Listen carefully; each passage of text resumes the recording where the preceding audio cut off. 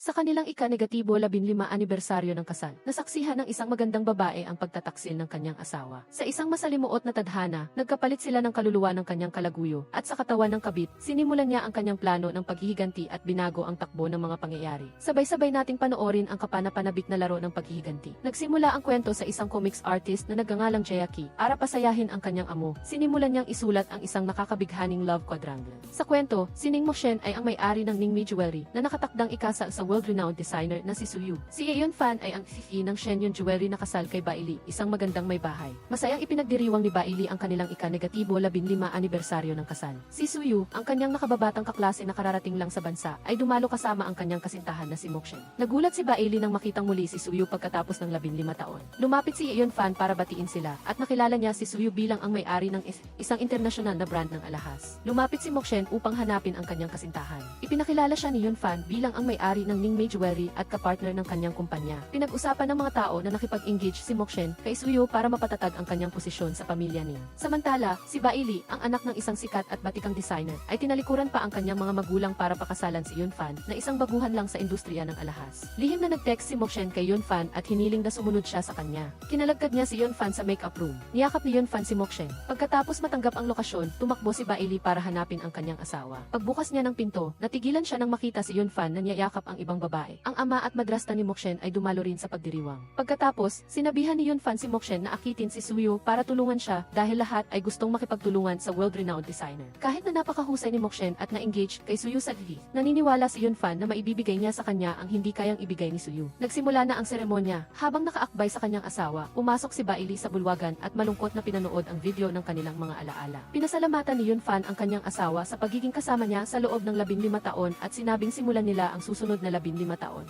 Pinasalamatan ni Bailey ang lahat sa pagdalo. Nang sasabihin na sana niya ang katotohanan, nakita niya si Mokshen na sinunog ang cake para sirain ang pagdiriwang. Sa harap ng kabit ng kanyang asawa, tinanong ni Bailey si Mokshen kung bakit niya inagaw ang kanyang asawa gayong engaged na siya kay Suyu. Sinabi ni Mokshen na sinadya niyang ipadala ang lokasyon kay Bailey para makita kung ano ang magiging reaksyon ng isang maamong babae kapag nagalit. Naawa si Bailey kay Mokshen. Kahit na maghiwalay sila ni Yeon Fan, nagkaroon sila ng panahong nagmahalan ng tapat. Samantala, walang sinuman ang nagpakita ng tunay na damdamin kay Mokshen. Nang makita si Suyu, ipinagmalaki ni Mokshen na niloko siya ni Yeon Fan. Pumagulgol si Bailey sa sobrang sakit, habang nagdiwang naman si Mokshen sa kanyang tagumpay. Sa sobrang galit, tumalon si Bailey sa tubig. Isang kamay ang hindi inaasahang tumulak kay Mokshen sa ilog. Sa ilalim ng tubig, nagkapalit ang kanilang mga kaluluwa. Napanaginipan ni Bailey na nakita niya ang isang taong kamukhang kamukha niya. Pagkagising, nataranta siya dahil puro estranghero ang nasa paligid niya. Tumingin siya sa salamin at nagulat nang makita ang mukha ni Mokshen. Nanlambot siya at tumakbo. Narinig niya ang nurse na sinasabi ang numero ng kwarto ni Bailey, kaya nagmadali siyang hanapin si Yeon Fan. Sinumbatan niya ito kung bakit siya niloko. Nagmadali si Yeon Fan na ipagtanggol ang sarili. Sinasabing hindi siya makapunta para hanapin si Mokshen sa publiko. Ngunit pinagtagpo sila ng tadhana nang mawalan ng malay si Bailey. Nang makita si Mokshen na nagagalit at nagmumura, nagingit-ngit sa galit si Yeon Fan dahil akala niya ay mahal niya si Suyu. Nagdamdam siya at tumakbo palayo. Nang makita niya ang kanyang matalik na kaibigan, tumakbo siya palapit para yakapin ito. Ngunit sinampal siya ni Chacha dahil inagaw niya ang asawa ni Bailey. Pagkagising niya, narinig niya ang sermon ni Suyu. Sinasabing nangingialam siya sa kaligayahan ng iba. Sinubukan niyang sabihin ang totoo kay Suyu. Ngunit sa tuwing sinasabi niyang siya si Bailey, walang lumalabas na boses. Sinabi ni Suyu na huwag siyang magpanggap dahil lalo lang siyang nasusuka. Napagtanto ni Bailey na tuwing gusto niyang magpakilala, nahihilo siya na parang nawawalan siya ng kaluluwa. Baka may kinalaman ito sa kanyang komatos na katawan. Pagkalabas niya sa ospital, sinundo siya ng driver ni Mokshen. Naghihintay si Suyu sa bahay, sinabing hindi siya panatag na iwan siya ng mag-isa. Bumulong si Suyu kay Mokshen na huwag sirain ang lahat. Bigla niya itong hinalikan, dinala sa kwarto at isinara ang pinto. Tinanong ni Suyu kung nagpapanggap siyang may amnesia. Pinapaalala niya rito na peke ang kanilang engagement. Sinabi niya na kahit kanino siya makipag-date, wala siyang pakialam, ngunit huwag niyang saktan si Bailey. Nang makita siyang nagkukunwaring walang alam, sinabi ni Suyu na matutulog siya sa katabing kwarto dahil ipinangako niya sa mga magulang ni Mokshen. Tiningnan ni Bailey ang mukha ng kabit sa salamin. Gusto niyang sirain ang mukha nito sa galit, ngunit hindi niya magawa. Kinabukasan, maagang naghanda si Suyu ng almusal para kay Mokshen. Sinabi niya na gusto niyang bisitahin si Bailey sa ospital. Tinampal ni Suyu ang lamesa. Nagkunwari siyang pinupunasan ang bibig nito para bulungan si Mokshen na lumayo sa kanyang nakatatandang kaibigan. Pagkatapos marinig na gusto pa rin ni Mokshen na pumunta, umayag si Suyu na samahan siya. Sa sasakyan, tinanong ni Mokshen si Suyu kung kailan sila na-engage. Sinabi ni Suyu na na-engage sila isang buwan na ang nakalilipas at sumang-ayon nagsang-ayon na hindi makikialam sa buhay ng isa't isa. Ngunit kung may mangyaring masama kay Bailey, hindi niya ito mapapatawad. Sa ospital, sinasagot ni Yunfan ang mga tanong ng mga reporter. Tiniyak niya sa kanila na kahit kailangang ubusin niya ang lahat ng kanyang pera para sa gamot, hihintayin niyang magising ang kanyang asawa para sabay silang magdisenyo ng alahas. Nang makita si Mokshen na nagagalit, hiniling ni Suyu na huwag itong magpanggap. Nang makita ni Yunfan si Suyu, nag-alok siya ng partnership para magdisenyo kasama si Suyu. Naniniwala siyang matutuwa si Bailey kung magdidisenyo si Suyu ng alahas para sa Shenyun. Nang marinig si Suyu na nagsabi na gusto niyang bisitahin ang kanyang nakatatandang kaibigan, niyaya ni Yunfan si Mokshen na mag-usap. Sinabi niya na huwag na siyang mag-arte dahil hindi naman nakatingin si Suyu. Nang makita siyang nagtatampo, ipinaliwanag ni Yunfan na inimbitahan niya ang mga reporter para mapataas ang benta ng Shenyun. Sinumbatan ni Mokshen si Yunfan dahil ginagamit niya si Bailey. Naisip ni Yunfan na nagbago si Mokshen dahil kay Suyu. Nangako siyang patutunayan na mas malakas siya kaysa kay Suyu. Samantala, naalala ni Suyu ang unang pagkikita nila ni Bailey. Naisip niya na sana ay mas maaga siyang bumalik para mailigtas siya. Tumawag si Chenling, ang ina-inahan ni Mokshen, na ikatlong asawa ng ama ni Mokshen, at sinabihan ang kanyang anak na maging magalang kay Mokshen dahil engaged ito kay Suyu. Nang marinig si Mokshen na tinatawag siyang ate, sinabi ni Moxie, ang nakababatang kapatid sa ama, na huwag niya silang bigyan ng goosebumps. Masayang tinanong ni Chenling si Mokshen tungkol sa kasal nila ni Suyu. Sinabi niya na hindi pa niya ito pinaplano. Nang bumati siya sa kanyang ama, sinabihan siya ni Ning Zhaoxong na kumapit kay Suyu dahil tanging siya lang ang makapagliligtas sa Ningmei Jewelry mula sa pagbagsak. Nang marinig niya na hinahanap ni Yunfan ang kanyang ama, gusto ni Mokshen na sumama. Sinabi ni Yunfan na matapos ang panayam, tumaas ang benta ng Shenyun, kaya nag-alok siya na makipagtulungan sa Ningmei Jewelry. Naisip ni Ning Zhaoxong na ang produkto ng Shenyun ay nasa fast fashion category at hindi kasing ganda ng Ningmei. Ibinunyag ni Yunfan na makikipagtulungan ang isang master jade carver sa Shenyun. Sinabi ni Ning Zhaoxong kay Yunfan na bumalik kapag nakuha na niya si Master Feng. Sa pakikipag-usap ng pribado kay Mokshen, sinabi ni Yunfan na malapit siya kay Feng Yufeng dahil sa pag-aalaga niya kay Bailey habang ito ay nasa ospital. Natawa siya at sinabi na kung mayroon siyang problema, maaari siyang humingi ng tulong sa kanya. Sinumbatan ni Mokshen si Yunfan dahil ginagamit niya si Bailey at pati na rin ang mga kaibigan nito. Naisip ni Yunfan na gusto na siyang iwan ni Mokshen para kay Suyu. Tiniyak niya na siya ang matalinong pagpipilian para sa kanya. Malungkot na tinanong ni Mokshen si Suyu kung ang lahat ng kanilang nararamdaman ay peke. Tinanong din niya kung totoo ba ang pag-aalaga nito kay Bailey. Nang marinig niya na sinabi nitong walang kinalaman sa kanya, tahimik na umakyat sa itaas si Mokshen. Nakatanggap siya ng mensahe mula kay Yunfan. Nagpadala ito ng sunod-sunod na intimate na larawan nilang dalawa. Natakot siya nang makita niya ang anino ni Mokshen. Ang kanyang boses ay umalinggaw sa kanyang tenga na nagpasindak sa kanya. Naghanda si Suyu ng almusal para kay Mokshen. Bumulong siya na dapat ay sumigla ito sa harap ng nakatagong kamera. Nang matanggap niya ang lokasyon mula kay Yunfan, nagpasya siyang alamin kung ano ang ginagawa nila sa kanyang likod. Upang maiwasan ang pagdududa ni Yunfan, sinabi niya na marami siyang nakalimutan pagkatapos ng aksidente. Nang sabihin nito na ito ang lugar ng date nila ni Mokshen, naalala niya na inanyayahan niya si Yunfan dito para sa kanilang unang anibersaryo ng kasal. Nagdahilan ito na nagsisimula pa lang siya sa negosyo at kailangang magtipid. Namuhi siya sa kanyang sarili dahil tinalikuran niya ang kanyang karera at nagtipid sa bawat sentimo habang maluwag itong gumagasto sa kanyang kalaguyo. Masaya si Yunfan na walang malay ang kanyang asawa. Wala nang hahadlang sa kanya na makasama si Mokshen. Nagalit siya at sinabi na hihiwalayan na niya ito. Nagmamadaling ibinigay ni Yunfan sa kanya ang singsing na siya mismo ang nagdisenyo. Nanginginig na nakilala niya ang singsing bilang ang una niyang gawa na ibinigay niya kay Yunfan bilang patunay ng kanyang pagmamahal. Inaliw siya ni Yunfan at sinabing kapag tinalikuran niya ang kanyang guardianship, titigilan ng ospital ang pagpapagamot kay Bailey. Sabi niya na pagkatapos niyang makipagtulungan kay Master Feng, hihigitan niya si Suyu at agawin ang kumpanya nito para maging engagement gift kay Mokshen. Sabi niya na isang tanga lang si Bailey at siya ang tunay niyang mahal. Sa galit, kinagat niya ito at tumakbo. Dahil sa nakakadiring kasinungalingan ni Yunfan, itinapon niya ang singsing sa ilog. Para wakasan ang walang kwentang pagmamahalang mag-asawa, napanaginipan ni Bailey na kinukuha niya ang kanyang katawan. Naisip niyang kailangan niyang mabilis na makahanap ng paraan para magkapalit muli sila ng katawan. Pumunta siya sa coffee shop ng kanyang matalik na kaibigan na si Chacha. Ibinuhos ni Chacha ang kape sa harap ni Mokshen. Sinabi niya kay Mokshen na huwag itong maging masaya agad dahil tiyak na magigising si Bailey na napakabait. Hindi sinumbatan ni Mokshen si Chacha. Tahimik siyang umalis. Nakita ni Chacha ang kahon ng regalo na may lamang tasa na dinisenyo ni Bailey na balak sanang ibigay sa kanyang kaarawan pagkatapos itong gawin. Nagpunta si Bailey sa isang therapist para imbestigahan si Mokshen. Nagdahilan siya na dahil sa aksidente, marami siyang malabong alaala. Inalala ni Pengyu ang masakit na kabataan ni Mokshen pagkatapos maghiwalay ang kanyang mga magulang at nagmadaling nagpakasal ang kanyang ama sa ibang babae. Madalas siyang sinasaktan ng kanyang madrasta. Sinubukan niyang sabihin sa kanyang ama, ngunit nabighani ito sa kanyang asawa. Mula noon, nagkaroon siya ng pagnanasa sa mga lalaki para subukan ang kanilang katapatan. Nagpasya si Bailey na magpanggap bilang si Mokshen para kumbinsihin si Yunfan na huwag talikuran ang kanyang katawan sa ospital. Gagamitin niya ang katawan ni Mokshen para sirain sirain si Yunfan at pigilan siyang makipagtulungan kay Master Feng. Pumunta siya para humingi ng tulong kay Suyu na nagtatrabaho noon. Nang makita niya ang pulseras na hawak ni Suyu, naalala niya na sinabi nitong ito ang alaala na iniwan ng kanyang ama. Nang marinig niya na sinabi ni Suyu na gusto niyang mag-ukit ng 2 swan, hinulaan ni Bailey na plano nitong umamin sa isang tao. Sinabi niya na hihilingin niya kay Master Feng na tulungan si Suyu. Nagulat si Suyu Nagulat siya nang makilala niya ang gawa ni Master Feng. Sinabi niya na plano ni Yunfan na gamitin si Bailey para makipagtulungan kay Master Feng. Hiniling niya kay Suyu na pigilan ito dahil hindi siya mapagkakatiwalaan. Naisip ni Suyu na katawa-tawa si Mokshen. Sa tingin niya ay nagsawa na ito kay Yunfan at ginagamit siya para itaboy ito. Hindi siya makikialam dahil kalahati ng pagmamahal ni Bailey ang nasa siya yun. Pagkaalis ni Suyu, lihim siyang pumasok sa opisina at kinuha ang pulseras. Nakausap niya si Bailey. Naisip ni Suyu na sana ay nagpakita siya ng kaunting tapang noon. Bago ang graduation, gusto sana niyang ibigay ang pulsera sa kanya para umamin, ngunit pinigilan siya ng kanyang duwag na puso. Ipinagmalaki ni Bailey na engaged na siya. Nakita niya mismo na kasama niya si Yunfan. Kahit na hindi niya kayang baguhin ang nakaraan, nangako si Suyu na poprotektahan niya si Bailey. Nang bumalik si Suyu, sinabi ni Mokshen na napakaswerte ni Bailey na mayroon siyang kaibigang tulad nito. Tinanong niya kung ang mga tao, para makamit ang kanilang mga layunin, ay minsan kailangang gawin ang mga bagay na kinamumuhian nila. Naniniwala si Suyu na ang mga tao ay hindi dapat gumawa ng mga bagay na labag sa kanilang konsensya. Kusang nakipagkita si Mokshen kay Yunfan sa isang hotel. Pinapaalala niya rito na nais lang makipagtulungan ni Master Feng dahil kay Bailey, kaya hindi niya dapat saktan si Bailey hanggat hindi pa tapos ang mga bagay. Samantala, natuklasan ni Suyu na nawawala ang kanyang pulseras. Tinawagan niya si Mokshen para tanungin ito. Ngunit ginamit ni Mokshen ang pulseras para blackmailin siya na tulungan siyang harapin si Yunfan.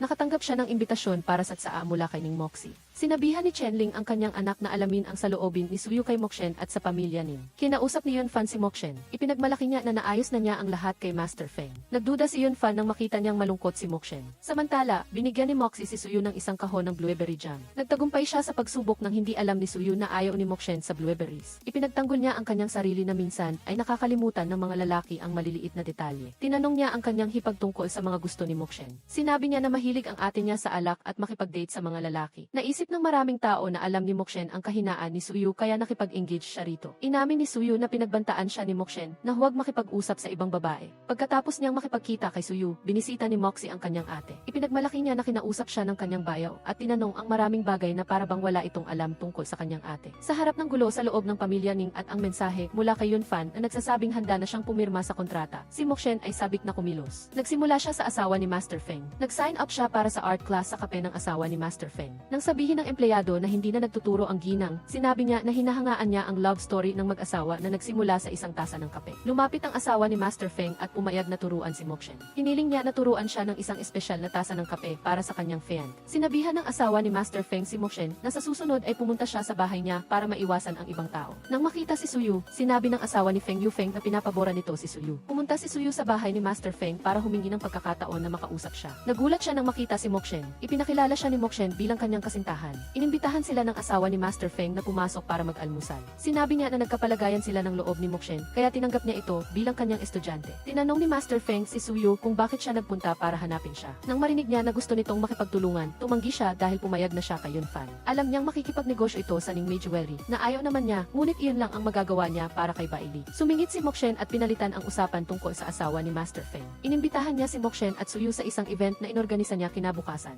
Habang pabalik, humingi ng paumanhin si Mokshen kay Suyu dahil sa pagiging masyadong intimate. Sinabi niya na mahusay silang umarte ni Suyu. Nang magbigay siya ng signal, agad na naintindihan ni Suyu. Tinanong ni Suyu si Mokshen kung gusto ba talaga nitong maghiganti kay Yunfan. Tiniyak niya na magkapareho sila ng layunin ni Suyu. Kung pumayag siyang makipagtulungan, pumunta siya sa party ng asawa ni Master Feng bukas. Niyaya ni Moxie ang kanyang ate na pumunta sa kanilang kumpanya. Sinabi niya na inatasan siya ng kanyang ama na salubungin ang isang mahalagang bisita. Sa partner meeting, sinabi ng isang partner na ang bagong disenyo ng Ning Mei ay gamit ang bulaklak at dahon na medyo luma na. Sumagot si Mokshen at sinabi na hindi iyon dahon kundi balahibo ng peacock. Ang disenyo ng kwintas ay naglalayo ng elegansya, tulad ng isang peacock na binubuka ang kanyang buntot. Bilang isang matagal ng tatak, pinahahalagahan ng Ning Mei ang pagiging classy sa halip na pagpapakita ng kayamanan. Humanga ang mga partner sa presentasyon ni Mokshen. Paumanhin sa pagsira sa plano mong ipahiya ako, sinabi niya na hindi siya nakikipagkumpetensya kay Ning Mokshen kaya huwag siyang maglaro sa likod ko. Nakipag-ugnayan ang doktor kay Suyu dahil hindi pumunta sa ospital ang asawa ni Bailey kamakailan at pumunta si Ning Mokshen mag-isa para makipagkita kay Emric Feng. Ibinigay niya ang sirang pulseras ni Suyu kay Emric Feng para ayusin. Nang makita ni Emric Feng ang sarili niyang iskultura, pumayag siya, ngunit biglang dumating si Ning Mokshen. Sinisi niya si Yunfan dahil hindi ito naging mabuti sa kapatid niya. Ipinagyabang niya na hindi alam ni Yun Fan na ayaw ni Suyu ng blueberries. Dumating si Suyu at inanyayahan ni M.A.K. Feng ang lahat sa tea table. Nang makita ni Ning Mokshen kung gaano ka-sweet ang mag-asawa, nagtaka siya.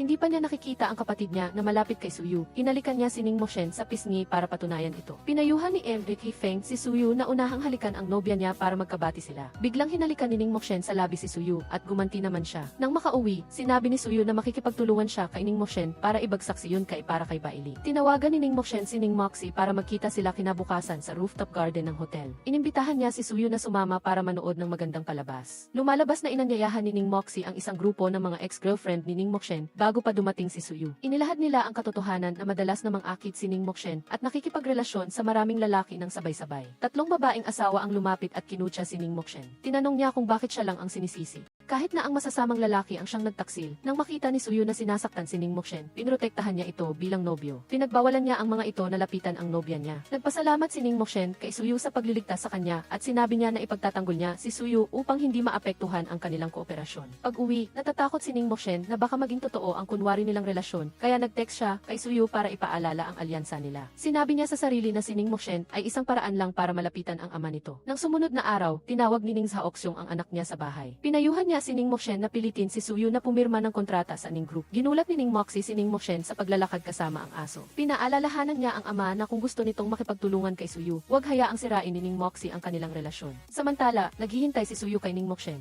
Sinamahan niya si Ning Mokshen para samahan si M.A.K. Feng na bumalik sa kanyang dating paaralan. Para siyang nawala sa isang malumanay na Ning Mokshen. Magkasama nilang dinalaw ang dating paaralan. Dahan-dahang inakbayan ni Ning Mokshen si Suyu. Habang nakatingin sa likod niya, bigla niyang naalaala si Bailey. Samantala, nakaramdam si Ning Moxie na kakaiba si Ning Mokshen. Nagbago ang kanyang kakayahan sa trabaho at bigla siyang natakot sa aso. Nagpasya siyang pumunta sa ospital kung saan na ospital si Ning Mokshen upang makita kung may nawawala siyang pahiwati. Tinanong ni M.A.K. Feng si Ning Mokshen kung bakit nasa kamay ni Suyu ang pulseras na ginawa niya para kay Bailey. Sinabi ni Ning Mokshen na si Suyu ay malapit na nakababatang kapatid ni Bailey, kaya humingi siya ng tulong kay M.A.K. Feng. Dahil naiintindihan niya si Bailey, hindi kailanman ginamit ni Suyu ang kanyang relasyon sa kanya upang humingi ng tulong kay M.A.K. Feng. Dahil rerespetuhin at hindi pipilitin ni Bailey na pumunta si M.A.K. Feng sa ospital. Tinanong ni Ning Moxie ang doktor kung ang isang pasyenteng nalunod ay maaaring magbago ng panlasa o personalidad. Sinabi ng doktor na maaaring isa itong epekto pagkatapos ng aksidente. Bago umuwi, buong lakas loob na hiniling ni Ning Mokshen kay M.A.K. Feng na kanselahin ang kanyang kooperasyon sa Yun Kai. Ayon sa kanya, sa halip na pahalagahan ang talento, ginagamit lang siya ni Yun Fan upang makapasok sa Ning Jewelry. Inaasahan niyang ipagkakatiwala ni M.A.K. Feng ang kapangyarihan sa isang taong talagang nakakaintindi sa halaga ng tradisyonal na sining. Sinabi ni M.A.K. Feng na gusto rin niyang kanselahin ang pahintulot niya kay Yun Fan dahil mabilis ang kanyang desisyon noong panahong iyon. Pinayuhan niya si Suyu na pahalagahan si Ning Mokshen at inaasahan niya ang pakikipagtulungan sa kanya. Pag-uwi, ibinalik ni Ning Mokshen kay Suyu ang pulseras. Sinabi niya na dinala niya ito kay M.A.K. Feng dahil hindi ito maayos ni Suyu. Nagulat si Suyu na hindi gumamit si Ning Mokshen ng anumang kasuklam-suklam na paraan para kumbinsihin si M.A.K. Feng. Nakita niya ang isang kakaibang panig ng personalidad ni Ning Mokshen. Pinaalalahanan ni Ning Mokshen si Suyu na huwag maging mapaniwalain dahil hindi laging totoo ang nakikita ng mga mata. Nagsimulang makipag-usap si Suyu kay Bailey. Pinatunayan niya na makikipagtulungan siya kay Ning Mokshen upang harapin ang mga nananakot sa kapatid niya. Ibinigay niya ang pulseras kay Bailey upang samahan siya. Nakatanggap si Yun Fan ng tawag mula kay M.A.K. Feng na kinakansela ang kanyang pahintulot. Samantala, umuwi si Ning Mokshen at sinabi sa kanyang ama na pumayag si Suyu na makipagtulungan sa Ning Group. Kinumpirma ni Ning Zaoksyong. Kung tinutulungan ni Ning Mokshen ang Ning Group na pumirma ng kontrata kay Suyu, magkakaroon siya ng posisyon sa kumpanya. Tinawag ni Yun Fan si Ning Mokshen sa kanyang bahay. Ipinagyabang niya ang pagkansela ng kooperasyon niya kay M.A.K. Feng dahil kay Suyu. Inisip niya na naglalaro si Ning Mokshen sa likod niya. Nilinaw ni Ning Mokshen na kung kaya niyang kumbinsihin si M.A.K. Feng, ipapakiusap niya na makipagtulungan ito sa Ning Group. Ibinahagi ni Yun Fan na palaging minamaliit siya ng ama ni Bailey. Naawa siya dahil hindi kayang itaas ni Bailey ang kanyang ulo sa harap ng kanyang pamilya, kaya nanumpa siyang magtatag ng isang karera upang mapahanga siya ng lahat. Hindi niya masabi kay Bailey kung paano siya yumuko sa labas at unti-unting lumayo ang mag-asawa. Sinabi ni Ning Mokshen kay Yun Fan na huwag nang magpanggap pa.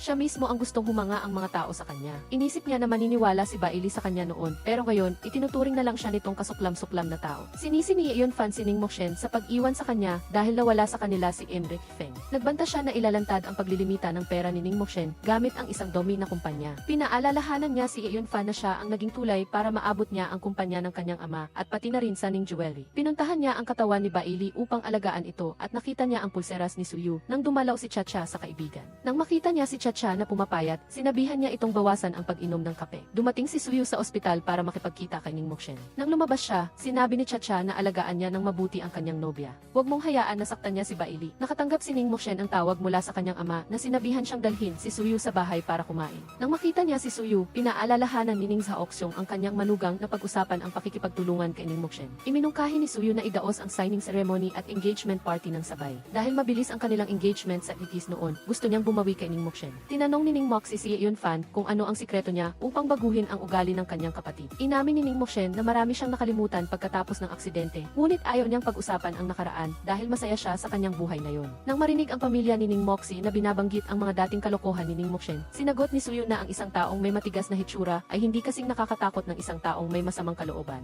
Mapanira, sinisi niya si Ning Moxie dahil sa paghukay sa sakit ng pagkawala ng kanyang ina at malupit ang stepmother sa anak nito. Hiniling ni Ning Mokshen sa kanyang ama na huwag sisihin si Suyu sa mga sinabi niya dahil nag-aalala lang ito sa kanya kaya naging masama siya. Hindi sinisi ni Ning Zaoxyong ang kanyang manugang. Nang marinig siyang nagkukwento tungkol sa nakaraang pagsira sa lahat ng kanyang kalaban sa negosyo, nagbago ang mukha ni Suyu. Nagpahayag si Ning Zaoxyong ng kanyang pagnanais na makipagkita sa pamilya ni Suyu. Ngunit sinabi ni Suyu na patay na ang kanyang mga magulang at humingi siya ng paumanhin na pumunta sa banyo. Palihim na pumunta si Suyu sa opisina ni Ning Zaoxyong. Nag-aalala para kay Suyu, inanak siya ni Ning Mokshen. Nang marinig ang boses ng kanyang stepmother, hinalikan niya si Suyu upang lituhin siya. Alam niyang nalungkot si Suyu nang banggitin ang kanyang mga magulang, kaya nagkwento siya ng biro para pasayahin siya. Hula niya ang layunin ni Suyu. Na-engage siya sa akin dahil kay Ning Zaoxyong dahil hindi niya ako itinuturing na anak niya, kaya handa akong tulungan si Suyu. Ikinuwento niya na mayroon silang tindahan ng alahas noon. Dahil sa paninira, nawala ang tindahan. Tumakas ang kanyang ina kasama ang ibang lalaki. Ang kanyang ama ay pinintasan ng mga tao bilang isang mandaraya, kaya namatay siya sa depresyon. Pinalitan niya ang kanyang pangalan at nakapasa sa entrance exam sa kolehiyo. Pagkatapos, nag-aral siya sa ibang bansa. Narinig niya na ang ebidensya ng paninira sa kanyang pamilya ay nasa kamay ni Ning Zaoxyong. Nakita niyang ambisyoso si Ning Mokshen na kontrolin ang pamilya Ning, kaya nakipagtulungan siya sa kanya para makinabang silang dalawa. Tinanong ni Ning Mokshen si Suyu kung sulit ba na mabuhay sa ilalim ng isang maskara para sa paghihiganti. Habang sinasabi niya ito, naisip niya ang sarili niya, kaya bumuntong hininga si Ning Mokshen dahil nabubuhay siya sa kasinungalingan.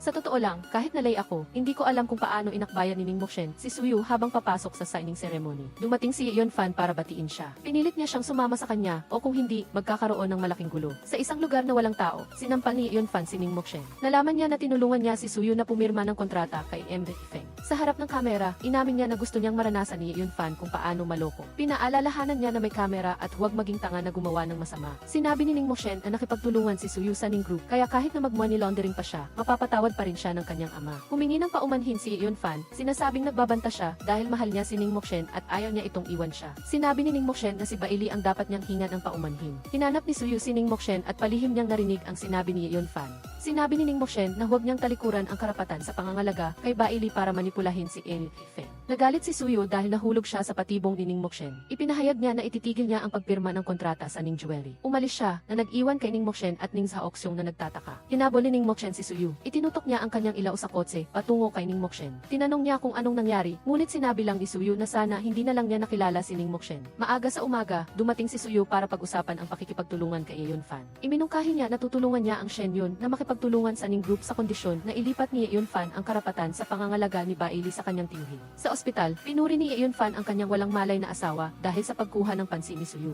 Pagkatapos, sinira niya ang imahe ng kanyang brand para makipagtulungan sa Shen Yun. Salamat sa pagiging trompon para manipulahin ko si Suyu. Dinala ni Suyu si Yeon Fan para makipagkita kay Ning Zaoxyong. Humingi siya ng paumanhin para sa signing ceremony. Nakita niya ang potensyal ni Yeon Fan, kaya iminungkahi niya ang isang 3 panig na pakikipagtulungan. Sumalungat si Ning Zaoxyong dahil hindi sapat ang laki ng Shen Yun. Nangako si Suyu na tutulungan niya ang Shen Yun na pagbutihin ang kanilang brand sa lalong madaling panahon kung pumayag si Ning Zaoxyong at magagamit ng Ning Group ang lahat ng copyright sa disenyo ni Suyu. Nagpunta si Ning Mokshen para hanapin si Suyu. Tinanong niya kung bakit niya tinutulungan si Yeon Fan. Galit na pinalayas siya ni Suyu. Nakatanggap si Ning Mokshen ng isang tawag mula sa kanyang ama na sinabihan siyang umuwi kaagad. Pinayuhan siya ng kanyang ama na maging masunurin. Huwag sirain muli ang pakikipagtulungan kay Suyu. Nang makita ni Ning Moxie at kanyang ina na kumakain si Ning Mokshen ng mushroom soup, nagtaka sila dahil dati ay allergic siya sa mushrooms. Pag-uwi, nangati si Ning Mokshen. Biglang dumating si Yeon Fan. Nagmamalaki siya dahil naging sunod-sunod sinusunuran na niya si Suyu. Nang makita na hindi maganda ang pakiramdam ni Ning Mokshen, ipinagpaliban ni Yunfan ang kanilang pagkikita. Naalala ni Ning Mokshen ang kanyang mga alaala kasama si Suyu. Uminom siya para maglibang sa bar ni Chacha. Nang yakapin niya ang kanyang matalik na kaibigan, nasaktan siya dahil niloko rin siya ni Suyu. Nang marinig si Ning Mokshen ang nagsabing nakakahiya sa mga babae na uminom para magpalipas ng sama ng loob. Naalala ni Chacha na sinabi iyon ni Bailey noong panahong nasira ang kanilang relasyon. Pagkagising, kumain si Ning Mokshen para magpalakas. Tinawag niyang Guang si Ning Mokshen.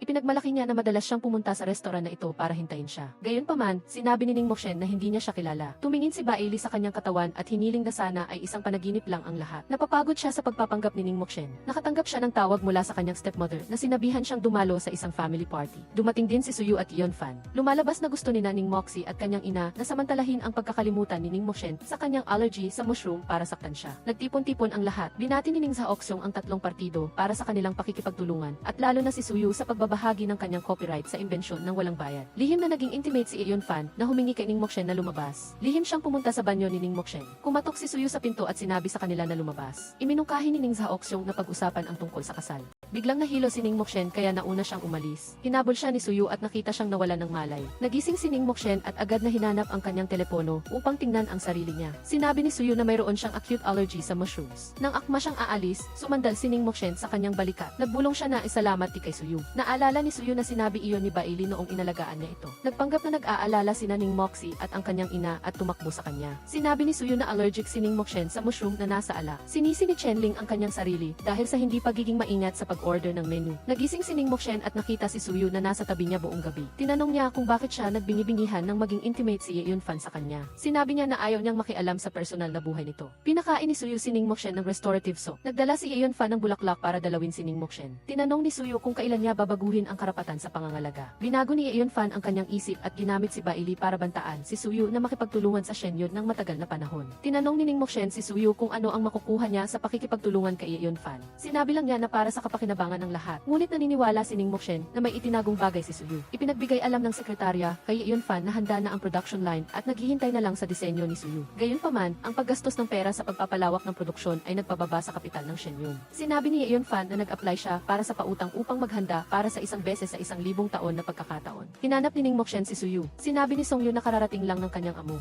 Ipinakita niya sa hinaharap na amo ang bagong disenyo na ginawa ng amo para sa Shenyun. Nagulat si Ning Mokshen dahil ito ang kanyang disenyo. Samantala, pinuntahan ni Suyu si Chacha. Sinisi niya si Suyu dahil alam niyang nagtataksil si Yunfan kay Ning Mokshen pero nagbingi-bingihan lang siya at nakipagtulungan pa sa kanya. Sinabi ni Chacha na ipinagmamalaki pa rin ni Bailey na mayroon siyang napakabait na nakababatang kapatid na tulad niya, ngunit hindi siya magiging mapaniwalain tulad ni Bailey. Tinanong ni Suyu si Chacha kung nakita niya ang draft ng disenyo nang inalis niya ang mga gamit ni Bailey sa bahay ni Yunfan. Sinabi ni Chacha na hindi niya nakita at pinalaya si Suyu sa kanyang bar. Nang makilala niya ang isang lalaki na binabanggit si Ning Mokshen, ipinakilala ni Suyu ang kanyang sarili bilang nobyo niya. Sinabi ng lalaki na mabait si Ning Mokshen.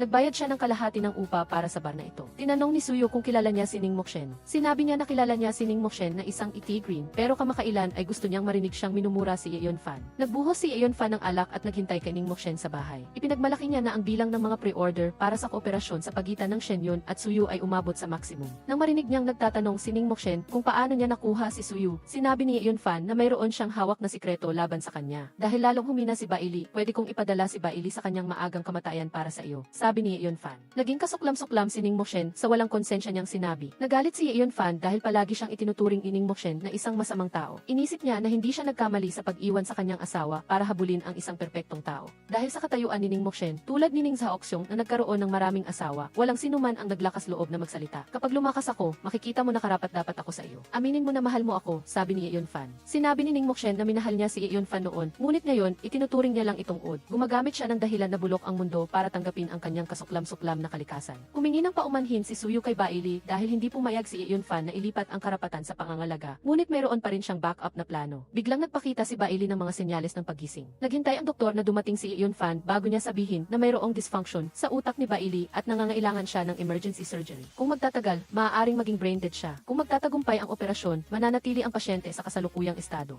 O kung magising man siya, ang mga posibilidad ng pagkabigo ay maaaring maging banta sa kanyang buhay. Tumanggi si Yunfan na pumirma sa kasunduan sa operasyon. Alam ni Suyu na gusto niyang manatiling walang malay si Bailey para magamit niya ang karapatan sa pangangalaga upang bantaan siya. Nilinaw ni Yunfan na ayaw niyang mamatay ang kanyang asawa sa lamesa ng operasyon. Lumapit si Ning Mokshen at pinilit siyang pumirma sa kasunduan sa operasyon. Inisip ni Yunfan na gusto ni sina Ning Mokshen at Suyu na mamatay si Bailey. Sinabi ni Ning Mokshen kay Suyu na hindi madaling sumuko si Bailey. Kahit na may 1% pagkakataon na mabuhay, magpapalakas pa rin siya. Naalala ni Suyu na sinabi ni Bailey ang parehong bagay noong gusto niyang subukan ang paggawa ng pulang porselana. Banta ni Suyu kay Yunfan, kung hindi siya pipirma, kakanselahin niya ang kontrata kahit na kailangan niyang magbayad ng malaking halaga. Binalangkas sa labas ng operasyon, inasar ni Yun kay si Suyu, kinakabahan ka ba dahil sa asawa ng iba? Sinabi niyang natatakot din siyang may mangyari kay Bailey dahil kung wala siya, paano niya kokontrolin si Suyu? Ngayon lang nalaman ni Muchen na nakipagtulungan si Suyu kay Yun kay dahil sa kanya. Pinuri ni Yun kay si Muchen na kahit kumatos, nanatiling tapat si Suyu sa kanya. Sa galit, sinuntok ni Suyu si Yun kay na naging sanhi ng pagdurugo ng ilong nito. Bigla, lumabas ang doktor at sinabing matagumpay ang operasyon.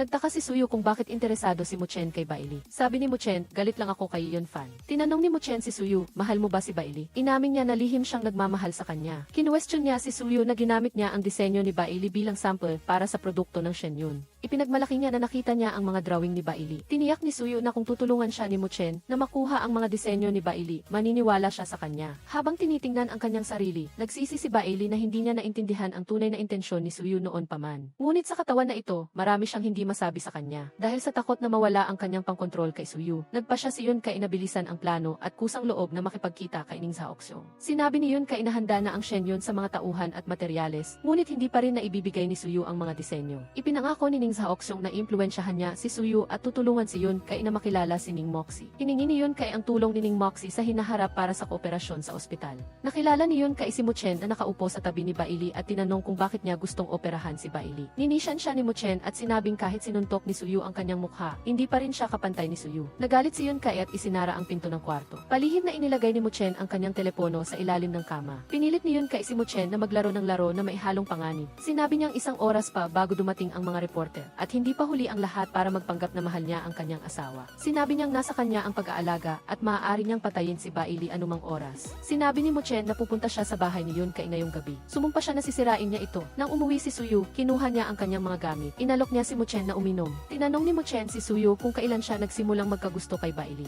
Ibinahagi niya na noong pumasok siya sa paaralan, walang gustong lumapit sa kanya, maliban kay Bailey na kusang loob na lumapit at nagpakita ng pagmamalasakit. Tuwing nakikita niya si Suyu, nakakaramdam siya ng inip. Ngunit itinuring lang siya ni Bailey na isang nakababatang kapatid. Dahil kay Bailey, nakahanap siya ng inspirasyon sa pagdidisenyo ng alahas at dahil doon, naging siya si Suyu ngayon. Lihim ko siyang minahal pero hindi ko sinabi dahil akala ko lagi siyang nasa tabi ko. Hindi ko inasahan na isang panig na pag-ibig lang pala ang lahat. Ang pag-ibig ay nangangailangan ng tapang, ngunit napakaduwag ko. Sinabi ni Muchen na may nagugustuhan siyang tao at handa siyang isakripisyo ang lahat para sa kanya. Pumunta si Muchen sa bahay ni Yunfan at nakita itong magkasama. Sinabi niyang umakyat sila sa itaas. Nabigla siya nang makita ang sarili niyang larawan sa kasal. Biglang tumunog ang doorbell at dumating si Chacha upang hulihin ang dalawang manloloko. Sa sandaling iyon, dali-daling hinanap ni Muchen ang mga disenyo sa aparador. Nagpaalam si Muchen na aalis na, ginawang dahilan ang pag-uusap tungkol sa trabaho. Nagpasalamat si Muchen kay Chacha. 3 oras bago nito, humingi siya ng tulong kay Chacha para hulihin ang dalawang manloloko sa bahay ni Yunfan ngayong gabi. Humingi si Muchen ng tulong kay Chacha upang ibigay ang mga disenyo ni Bailey kay Suyu. Inanyayahan ni Yun kay Ning Moxie na uminom para maibsan ang kanyang kalungkutan. Ibinahagi niya na kailangan niyang pasanin ang lahat mag-isa simula nang makumatose ang kanyang asawa, kaya talagang gusto niyang magkaroon ng isang taong nakakaintindi sa kanya. Sinabi ni Ning Moxie na mas madalas silang mag-usap mula ngayon. Dumating si Suyu upang ibigay ang draft ng mga disenyo kay Yun Kai. Sinabi niya na ang pangalan ng koleksyon sa pagkakataong ito ay may mga paghihiwalay at pagsasama-sama.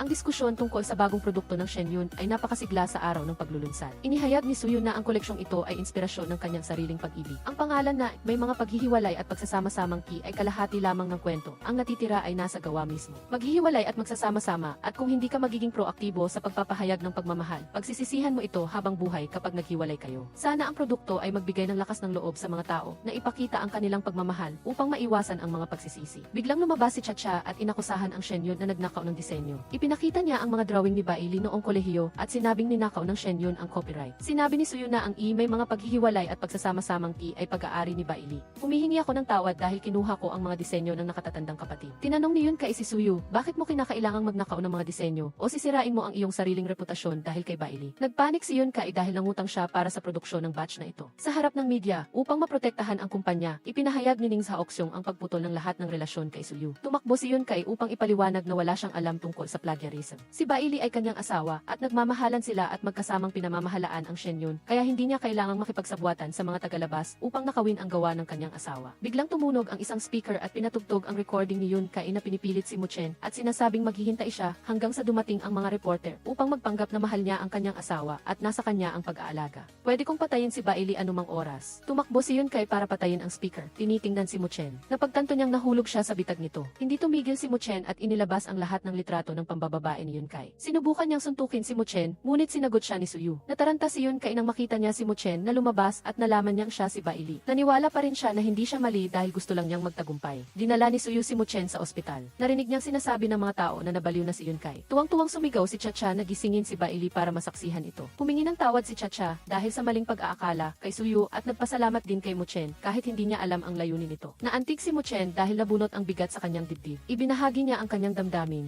Dati, gusto kong umupo buong gabi para tingnan ang buwan. Ibinahagi ni Suyu na sinabi ni Bailey na lalamunin ng buwan ang lahat ng negatibong emosyon para maghilom. Tinanong ni Muchen si Suyu kung sulit ba ang pagsakripisyo ng kanyang reputasyon. Tiniyak niya na magagawa niya ang lahat para kay Bailey. Dati siyang naging inosente, iniisip na marami pa siyang oras para maghanda at umamin kay Bailey. Hindi niya inasahan na pagtingala niya, huli na ang lahat. Taniwala si Muchen na hindi pa huli ang lahat at sa tamang oras ay inihayag niya na bukod sa pagsira kay Yun Kai, gusto niya ring malaman ng buong mundo ang galing ni Bailey. Tiningnan ni Bailey si Suyu at tinanong ang sarili, kung mas matapang lang tayong dalawa noong araw na iyon, magiging iba kaya ang resulta. Lumapit siya sa kanya, ngunit hinalikan lang ang kanyang noo. Sinabi niyang oras na para siya naman ang magsakripisyo para kay Suyu. Maagang umaga, umuwi si Muchen sa pamilya ning upang kunin ang kanyang mga gamit at umalis, upang hindi magalit ang kanyang ama. Ito pala ay isang dahilan para makahanap siya ng mga dokumento, upang tulungan si Suyu na alamin ang katotohanan noong nakaraan. Nagpasalamat si Suyu kay Muchen. Sinabi niyang pag-aaralan niya ito ng mabuti upang mahanap ang maisala na nagpahirap sa kanyang pamilya. Sinabihan ni Muchen si Suyu na itama ang tungkol sa issue ng plagiarism. Gayunpaman, nang magpasya si Suyu na pabagsakin si Yun Kai, handa na siyang harapin ang pagpuna ng publiko. Ito pala si Ning Zaoxyong ang nasa likod ng pag-udyok sa media na gawing malaking issue ang plagiarism ni Suyu. Gusto niyang bawasan ang halaga ng kumpanya ni Suyu upang isulong ang pagkuha. Tuwang-tuwa si Ning Zaoxyong nang marinig na hinahanap siya ni Suyu. Nagpasalamat si Suyu kay Boss Ning sa pagdaragdag ng gasolina sa apoy na nagpapataas ng kanyang kasikatan. Tinanong niya si Ning Zaoxyong kung naaalala niya ang isang taong nagngangalang Chengyu. Ikinuwento niya na maraming taon na ang nakalipas. Ang Chengyu Jewelry Shop ay hindi malaki ngunit sikat sa lugar. Ang Ningmei Jewelry ay hindi makakakuha ng bentahe sa lokal na pamilihan. Isang araw, naging matalik na magkaibigan ang dalawang may-ari. Hindi nagtagal, inakusahan si Chengyu ng pagbebenta ng mga peking kalakal. Ang opinyon ng publiko ay naging dahilan upang magsara ang tindahan. Habang gumuho ang pamilya ni Chengyu, sinamantala ng kanyang matalik na kaibigan na si Zaoxyong ang sitwasyon at kinuha ang pamilihan.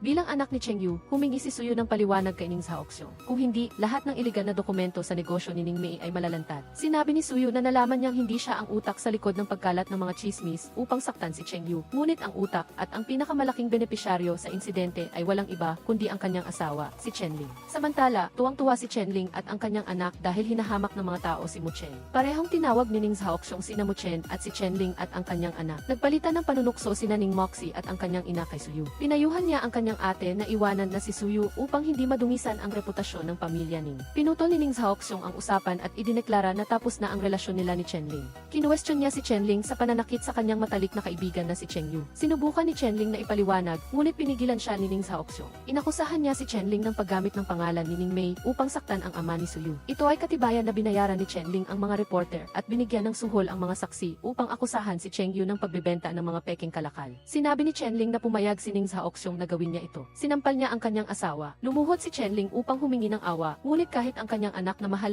niya ay hindi siya ipinagtanggol. Sa pagkaalam na wala ng pag-asa, sinabi ni Chenling na nakipag-engage si Suyu kay Muchen para sa araw na ito. Sinumpa niya na walang magandang kahihinatnan ang pamilya Ning. Kahit direktang sinaktan ni Chenling ang kanyang ama, alam ni Suyu na may kinalaman din si Ning Zaoxyong. Sa pagkuha ng kanyang mga gamit mula sa bahay ni Muchen, nagpasalamat si Suyu sa kanya sa pagtulong na linisin ang pangalan ng kanyang ama. Nag-aalala si Muchen na kailangang magbayad ni Suyu ng malaking halaga dahil sa paglabag sa kontrata. Sinabi niya na susubukan niyang bumangon muli. Sa wakas, hindi na nila kailangang magpanggap sa harap ng iba. Narinig niyang nagsisisi siya sa masarap na almusal na inihanda niya, kaya naghanda si Suyu ng pagkain para sa kanila. Tinanong ni Muchen si Suyu kung magkikita pa sila sa hinaharap. Sinabi niya na dahil tapos na ang kanilang pakikipagtulungan, hindi na sila kailangang magkita pa. Tinanong ni Muchen, para sa isang taong maaaring hindi magising, isasantabi mo ba ang lahat ng relasyon sa paligid mo? Ipinahayag ni Suyu na mananatili siya sa tabi ni Bailey. Kahit kumatos siya habang buhay, sinisisi pa rin niya ang kanyang sarili sa pagiging duwag na nagresulta sa kanyang kasalukuyang sitwasyon. Habang tinitingnan si Muchen, sinabi ni Suyu na alagaan niya ang sarili. Bailey. Pumunta si Suyu sa kumpanya at humingi ng tawad dahil sa pagdadala ng problema sa lahat ng empleyado. Ipinahayag niya na pansamantalang hihinto muna sila sa negosyo. Kung may gustong mag-resign, babayaran niya sila ng buo. Kay Songyu, nagpasalamat si Suyu sa pagiging kasama niya sa lahat ng oras. Nami-miss ni Muchen ang almusal ni Suyu. Pumunta siya sa mga lugar kung saan sila may magandang alaala. Samantala, naisip din ni Suyu si Muchen. Ibinahagi niya kay Bailey na nalilito siya. Sa pag-alis, nakilala niya si Muchen. Sinabi nito na aalis na siya sa pamilya Ning upang simulan ang isang bagong buhay.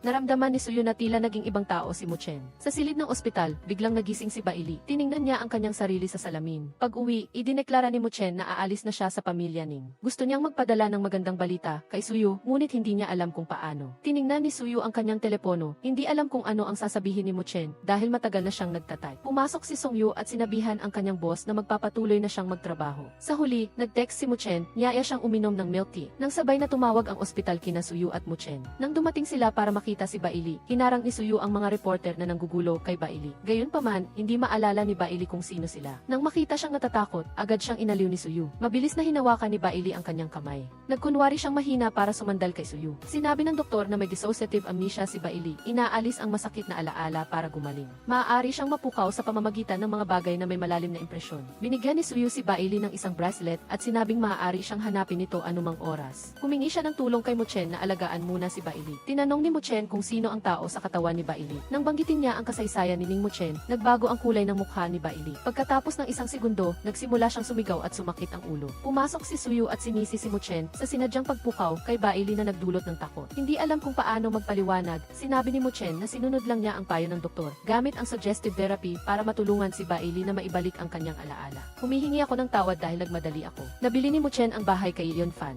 Nang makita niya si Muchen na patuloy na nagtatanong kay Bailey tungkol kay Yun Kai, sinabi ni Suyu na dapat muna siyang magpahinga para gumaling. Nais ni Bailey na manatili si Suyu, ngunit sinabi niya na humingi na siya ng tulong kay Chacha na alagaan si Bailey. Sa daan pa uwi, nagtaka si Suyu kung bakit gustong magpabalik ng alaala ni Muchen kay Bailey, ngunit hindi niya alam kung paano ito ipapaliwanag sa kanya. Naniwala si Suyu na maraming pagkakapareho si Muchen at Bailey. Kung kakalimutan nila ang galit sa nakaraan, maaari silang maging matalik na kaibigan. Ipinangako niya na kung maalala ni Bailey, ikukwento niya ang lahat ng ginawa ni Muchen habang kumatos siya. Tiniyak ni Muchen na hindi sila maaaring maging magkaibigan ni Bailey dahil iisa lang si Bailey sa mundo. Dumating si Chacha upang alagaan si Bailey. Sinabi niyang makakasama niya si Bailey ngayong gabi upang mag-usap tulad ng dati. Gayunpaman, malamig na tinanggihan siya ni Bailey at pinalayo si Chacha dahil hindi niya kailangan ng sinuman sa tabi niya. Naisip niya na mula ngayon, lubusan niyang gagamitin ang bagong pagkakakilanlan na ito. Ipinakita ni Suyu kay Bailey ang mga disenyo niya noong kolehiyo. Gusto lang siyang tulungan na maunawaan ang kanyang sarili. Tinawag ni Suyu si Muchen upang tulungan si Bailey na maibalik ang kanyang alaala. Tinanong ni Muchen si Chacha kung may nangyari ba kagabi. Naramdaman ni Chacha na medyo iba si Bailey sa dati. Sinabi ni Muchen na sinabi ni Chief Dr. Peng na ang isang taong may amnesia ay mahirap baguhin ang mga subconscious na gawi.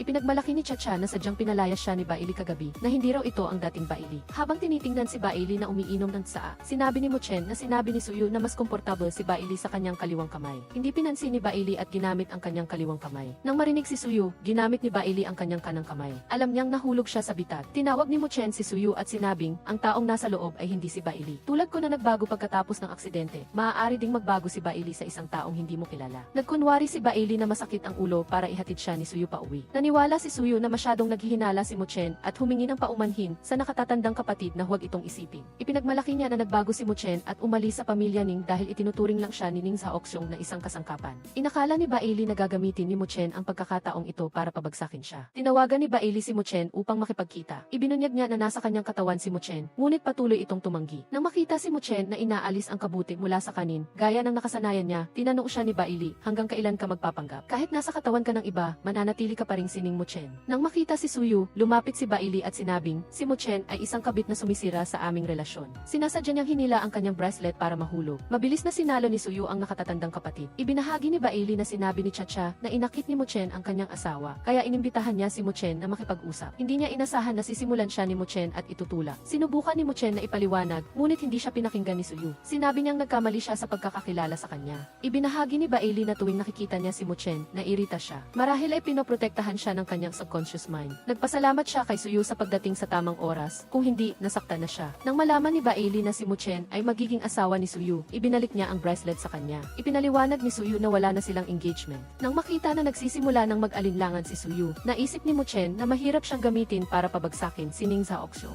Nagpa siya siyang gamitin ang kanyang pagiging Bailey upang humingi ng tulong sa iba. Pumunta si Suyu sa bahay ni Muchen at nagtaka, bakit gusto mong protektahan si Bailey habang nasa ospital siya? Ngunit napakahigpit mo nang gising na siya. Naniwala si Muchen na tinatago ni Bailey ang kanyang alaala upang samantalahin si Suyu. Nakikita niyang hindi siya pinaniniwalaan ni Suyu. Naisip ni Ning Muchen na kung mas sabik siyang ibunyag ang katotohanan, mas lalo itong magpapatunay na siya ay inosente. Pumunta si Bailey upang hanapin si Dr. Peng Yu. Sinabi ni Bailey na madalas siyang nalilito nitong mga nakaraang araw. Inisip ni Dr. Peng na ito ay isang after effect ng aksidente. Biglang nagbuhos si Bailey ng tubig upang palitan ang alak. Sa pagtingin sa kanyang mga kilos at paraan, naisip ni Dr. Peng kaagad si Ning Muchen. Naalala niya na dati ay hindi umiinom si Bailey. Nang bigyan niya siya ng kurbata, sinabi ni Bailey na siya ang gamot ni Dr. Peng. Nagkataon na ginamit ni Ning Muchen ang usapin ng pag-ibig ng doktor at pasyente upang bantaan si Peng Yu. Napagtanto ni Dr. Peng na si Ning Muchen ay nasa katawan ni Bailey. Pinilit niya siyang tulungan siyang sirain ang Ning Mei Jewelry. Nagmamayabang si Peng Yu na isang pasyente na nagngangalang Zhao si ang dumating sa kanya. Sinabi niya na ang kanyang kuya ay iniwan ng isang babae kaya nagkaroon siya ng depresyon hanggang sa magpakamatay. Sa panahon ng hypnotherapy, natuklasan ni Peng Yu na ang babaeng iyon ay si Ning Muchen. Gustong makilala ni Bailey si Zhao si upang magkasundo sila. Naalala niya na si Zhao si ang nagtulak sa kanya sa tubig. Inayos ni Peng Yu ang pagkikita ni Zhao si at Bailey. Nakilala ni Zhao si Bailey bilang asawa ni Yun Kai. Nang marinig si Bailey na galit sa mga krimen ni Ning Muchen, nagsimulang magpanik si Zhao si. Ginamit ni Bailey ang psikolohiya ni Zhao si at sinabing alam niya ang tungkol sa pagkamatay ng kuya nito. Pinaalalahanan ni Bailey si Zhao, sinasamantalahin ang pagkakataong ito upang maghiganti. Nang makarating sa pamilya Ning, nag-alok si Bailey na ang ideya ay gamitin ang ika-negatibo 60 kaarawan ni Ning Zhaoxiong bilang pagkakataon upang linawin ang isyu ng pagnanakaw ng gawa, ibalik ang reputasyon ng Ning Mei at tulungan si Suyu na makabangon. Ibinigay ni Bailey ang imbitasyon sa kaarawan ni Ning Zhaoxiong kay Suyu at Ning Muchen. Sinabi niya na alam niya na si Suyu ay napagbintangan ng pagnanakaw ng gawa dahil sa kanya ay lilinawin niya ito sa kaarawan. Pinaalalahanan ni Bailey si Ning Muchen na gusto rin niyang bumangon si Suyu kaya inaasahan niyang dadalo si Ning Muchen. Sa kaarawan, ipinahayag ni Ning Zhaoxiong na lilinawin niya ang issue at ipagpapatuloy ang pakikipagtulungan kay Suyu. Nagpasalamat si Bailey kay Ning Muchen sa paglimot sa nakaraan at pagdalo. Inanyayahan ni Ning Zhaoxiong ang lahat na mag-group photo. Biglang nagbuhos ng tubig si Zhao si Sa. Siniraan din ni Ning Muchen si Suyu. Naglabas siya ng mga larawan na nagpapakita na inakit niya ang kanyang kuya at iniwan siya. Na nagresulta sa desperadong pagkamatay ni Zhaolin, patuloy na hinuhukay ng media ang mga dating iskandalo sa pag-ibig ni Ning Muchen. Pinigilan ni Suyu si Ning Zhaoxiong sa pagsaway sa kanyang anak. Hiniling niya kay Ning Muchen na magpaliwanag kung mali ang balita, linawin niya ito, kung totoo, humingi siya ng tawad at magbigay ng kompensasyon sa pamilya ng biktima. Nang lumabas upang mag-usap, naniniwala si Ning Muchen na si Bailey ang may kagagawan. Natawa si Suyu dahil paano malalaman ni Bailey ang tungkol sa bagay na ito para saktan siya. Tumawag si Bailey at nakipagkita kay Ning Muchen upang kausapin si Dr. Peng. Humingi siya ng paumanhin dahil inimbitahan niya si Ning Muchen sa party at hindi niya inaasahan na may mangyayaring hindi kanais-nais. Sinabi ni Peng Yu na labis na nagsisisi si Bailey kaya hinikayat niya itong makipag-usap sa dalawa. Pinaalalahanan ni Ning Muchen si Suyu na mag-ingat dahil ang taong nasa harapan nila ay baliw na gumawa ng plano upang hilahin silang lahat pababa. Hiniling ni Suyu sa doktor na ihatid muna si Bailey. Alam ni Ning Muchen na hindi siya pinaniniwalaan ni Suyu kaya umalis siya. Nakita niya na kinukuhanan siya ng litrato ng ibang tao, kaya tinulungan siya ni Suyu na makalayo. Sa kotse, tiniyak ni Ning Muchen na ibubunyag niya ang kasinungalingan ni Bailey. Tinuya ni Suyu si Ning Muchen na hindi siya nagsisisi sa pagpapakamatay ni Zhaolin, humingi ng paumanhin si Ning Muchen dahil hindi niya alam kung paano ipapaliwanag kay Suyu. Samantala, si Ning Muchen ang nagpapanggap na si Bailey ay nakipagkita sa isang dating kakilala sa isang bar. Sadyang nagkamali siya sa pagkakakilala upang magbigay ng impresyon. Tinanong siya ni Yang Guang kung paano niya nalaman na pumunta siya sa Paris. Sadyang nagdagdag si Bailey ng kalahating kutsarita ng black coffee. Napansin ni Yang Guang na iyon ang paraan ng pag-inom ni Ning Muchen. Sinabi niya na nagkakaibigan sila, ngunit isang araw ay bigla siyang nawala. Nang marinig ang kwento ni Bailey na kinuha rin sa kanya ang lahat, umayag si Yang Guang na tulungan siyang kunin ang lahat. Matapos ang isang gabing pag-ibigan, inanyayahan ni Bailey si Yang Guang na kunin ang Ning Mei Jewelry kasama niya. Nang makilala si Ning Moxie, sinabi ni Bailey na kumakatawan siya sa boss na si Yang upang makipagtulungan sa Ning Mei. Samantala, nakipagkita si Ning Zhaoxiong kay Peng Yu. Ibinigay niya ang bank card upang bilhin ang medical record ni Ning Muchen. Nagtaka si Peng Yu kung bakit kailangang sirain ni Ning Zhaoxiong ang kanyang sariling anak. Ngunit sinabi lamang ni Ning Zhaoxiong na gusto niyang malaman ang sakit ni Ning Muchen. Nang marinig ang kwento ni Bailey, sinabi ni Peng Yu na gamitin niya ang sitwasyon para makuha ang gusto niya.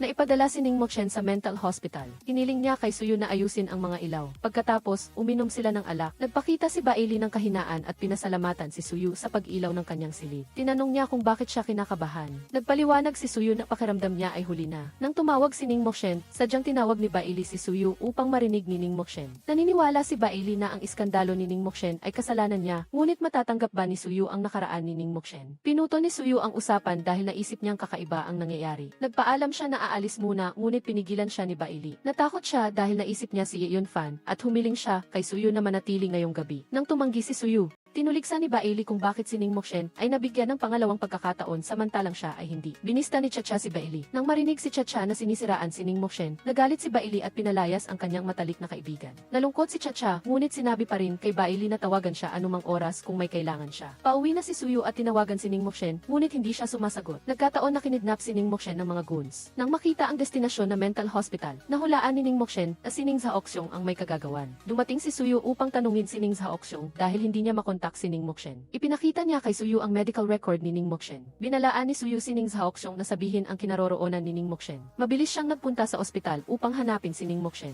Nang makita si Ning Mokshen, niyakap siya ng mahigpit ni Suyu. Sinabi niya na siya ang asawa niya, kaya may karapatan siyang dalhin siya upang matiyak ang kanyang kaligtasan. Dinala ni Suyu si Ning Mokshen sa kanyang bahay. Sa harap ng media, inamin ni Ning Zaoxyong na ang kanyang anak ay may congenital mental illness kaya hindi niya makontrol ang kanyang pag-ugali na nagdulot ng pinsala sa biktima. Handa siyang magbayad ng kompensasyon sa pamilya ni Zaolin at humiling sa publiko na patawarin si Ning Mokshen. Samantala, nagsimulang bilhin ni Yang Guang ang mga share ng Ning Mei Jewelry sa mataas na presyo. Nang makilala si Bailey, sinaway siya ni Yang Guang sa paglalabas ng iskandalo ni Ning Mokshen. Sinabi ni Bailey na siya mismo ang tumulong sa kanya na makuha ang mga shareholders upang mabili ang mga share ng Ning Mei sa maikling panahon. Gayunpaman, binalaan ni Yang Guang si Bailey na huwag pakialaman si Ning Mokshen. Dahil siya ang babae niya, binigyan ni Bailey si Yang Guang ng halik bilang premyo. Pinaalalahanan niya si Yang Guang na hindi siya ang tanging pagpipilian ni Ning Mokshen. Kung mahulog siya sa bangin, mapapansin niya siya. Kung ililigtas niya siya mula sa dilim, magiging kanya si Ning Mokshen. Naghanda si Suyu ng agahan para kay Ning Mokshen. Nakita niyang pinipigilan siya na tingnan ang kanyang telepono. Sinabi ni Ning Mokshen na handa na siyang harapin ang publiko. Hindi niya inaasahan na ipagkanulo siya ni Ning Zaoxyong para panatilihin ang Ning Mei. Kahit na hindi niya alam kung mabuti o masama siya, kinamumuhian ni Suyu ang paraan ni Ning Zaoxyong kaya hindi niya hahayaan na kunin siya nito. Naisip ni Ning Mokshen na iniligtas siya ni Suyu dahil lamang sa moralidad. Tinuligsa ni Suyu si Peng Yu sa pakikipagsabuatan kay Ning Zaoxyong. Sinaktan si Ning Mokshen. Sinabi ni Peng Yu na ang pagbabago ni Ning Mokshen kamakailan ay sanhi ng paranoia. Ibinigay niya ang lumang medical record ni Ning Mokshen na may typical na disorder at ang kamakailang medical record na may paranoia na siya ay ibang tao. Labis na nagsisi si Yang Guang sa kanyang mga ginawa. Nag-aalala si Yang Guang dahil kahit nabilhin niya ang lahat ng fractional shares, hindi niya pa rin maalis si Ning Zaoxyong sa pagiging chairman. Sinabi ni Bailey na si Ning Mokshen ang may hawak ng mga decisive shares. Basta makontrol siya, tiyak na may paraan. Binalaan ni Yang Guang si Bailey na huwag saktan si Ning Mokshen at hayaan siyang makipag-usap muna sa kanya. Nang makilala si Ning Mokshen, sinabi ni Yang Guang na gusto niyang bilhin ang kanyang shares sa Ning Mei. Sinabi niya na lagi niyang gustong makuha ang Ning Mei. Dati ay ginamit siya ni Ning Mokshen upang labanan si Ning Zaoxyong. Tumanggi si Ning Mokshen na ibenta. Nang magreklamo si Suyu tungkol sa dating boyfriend niya, nakipag-usap sa kanya si Ning Mokshen. Sinabi niya na hindi niya sila kikitain, kapalit nito, hindi na rin siya makikipagkita sa kanyang senior. Binista ni Suyu si Bailey at nakita si Chacha sa labas ng pinto. Natatakot si Chacha na palayasin siya ni Bailey. Nahulaan ni Chacha na si Ning Mokshen ang may gawa, ngunit pakiramdam niya ay malaki ang pinagbago ni Ning Mokshen ngayon. Pag-uwi ni Bailey, sinabi niya na kung hindi gumawa ng masamang bagay si Ning Mokshen, mabilis itong malilinawan. Upang matulungan ang kanyang kaibigan na hindi mainip, iminungkahi ni Chacha na makipagtulungan si Bailey kay Suyu upang magdisenyo ng bagong koleksyon. Tumanggi si Bailey dahil hindi niya mahanap ang dating pakiramdam. Nakatanggap siya ng mensahe mula kay Ning Mokshen na nakikipagkita sa kanya. Pinilit ni Bailey si Ning Mokshen na ilipat ang kanyang shares. Nagbiro si Ning Mokshen na sinira niya ang sarili niyang reputasyon para pabagsakin si Ning Zaoxyong. Sinabi ni Bailey na ang pinakamahalagang bagay para sa kanya ay ang kanyang reputasyon. Bukod pa rito, nasa katawan siya ni Bailey at pinapasan ang lahat. Nagbanta siya na kung hindi pipirma si Ning Mokshen, sisirain niya si Suyu at Chacha. Pumayag si Ning Mokshen na ilipat ang shares, ngunit humingi siya ng pabor na ibalik ang kanyang pulseras. Pagbalik ni Suyu, sinabi ni Ning Mokshen na gusto niyang pumunta sa ibang lugar upang makalayo sa lahat ng nangyayari. Tumawag si Suyu at humiling kay Songyu na mag-ayos ng vacation apartment para kay Ning Mokshen. Hiniling niya kay Peng Yu na dalhin si Zhao si sa kanya. Humingi ng paumanhin si Ning Mokshen kay Zhao si tungkol sa kanyang kuya. Kahit na alam niyang mahirap itong tanggapin, gusto pa rin niyang tanggapin ang kanyang pagkakamali at magsisi upang bigyan ng kapayapaan ang namatay. Ngunit gusto lang ni Zhao si na mawala siya. Pumayag si Ning Mokshen na umalis at iwanan ang kanyang kasalukuyang pagkatao. Nais lang niya na makalaya si Zhao simula sa dilim upang mamuhay ng maayos. Nagdiwang si Yang Guang kasama si Bailey dahil hawak na nila ang 20% ng shares. Inalok ni Bailey na maging chairman ng Ning Mei. Hawak ni Yang Guang ang mga totoong shares at siya ang magpapatakbo sa Ning Mei para sa kanya. Nagtaka si Yang Guang kung bakit galit na galit si Bailey kay Ning Zhao. Haoxiong. Sinabi niya na gusto lang niya ang plataporma ng isang mas malaking plataporma upang makamit ang gusto niya. Sa kotse habang dinadala si Ning Mokshen sa resort, naalala ni Suyu ang sinabi ni Peng Yu na may paranoia siya. Pagdating doon, mainit na tinanggap sila ng manager at nag-alala para kay Ning Mokshen. Gusto ni Suyu na magrenta ng isa pang kwarto upang manatili siya ng isang gabi. Hinawakan ni Ning Mokshen ang pulseras nang biglang pumasok si Suyu. Tinanong niya kung bakit kinuha niya ito. Ang pulseras na ito ay pag-aari ni Bailey 15 taon na ang nakakaraan. Kung matapang siyang ibinigay ito sa kanya noon, sana ay iba ang mga bagay-bagay.